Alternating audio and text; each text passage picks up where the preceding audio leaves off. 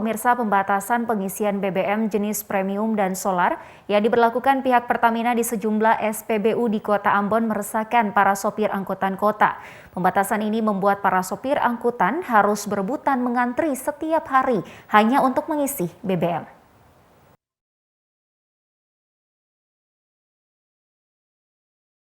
Kecewa dengan pemberlakuan pembatasan jumlah pengisian BBM membuat para sopir angkot mengadu ke DPRD Kota Ambon.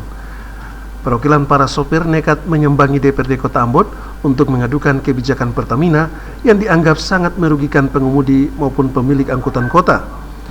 Di depan Komisi 2 DPRD Kota Ambon, perwakilan sopir angkot mengaku resah dan kecewa karena pihak Pertamina memberlakukan pembatasan jumlah pengisian dua jenis BBM yang paling banyak dipakai. Dua jenis BBM yang akhir-akhir ini mulai berkurang, yakni solar dan premium. Pembatasan jumlah pengisian per mobil di SPBU membuat antrian panjang angkutan yang hendak mengisi kedua jenis BBM tersebut. Antrian pengemudi angkutan kota nyaris terjadi di seluruh SPBU di Kota Ambon. Keadaan ini membuat sopir angkot terpaksa mengadu langsung ke DPRD untuk disikapi. Angkut seluruh Kota Ambon ini persoalan pembatasan PLK. Jadi terjadi antrian di beberapa SPBU itu karena memang katanya tahu ini apakah dari Pertamina yang menginstruksikan atau dari permainan dari SPBU. Justru itu katong harap kepada DPR untuk memfresur apa yang menjadi keluhan katong sebagai supir angkot.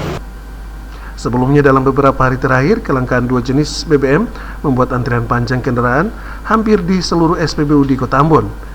Kelangkaan dikarenakan kebijakan Pertamina yang telah membatasi jumlah pengisian BBM jenis solar premium di seluruh SPBU di Kota Ambon. Yasser Nuarita, Junedi Asril melaporkan.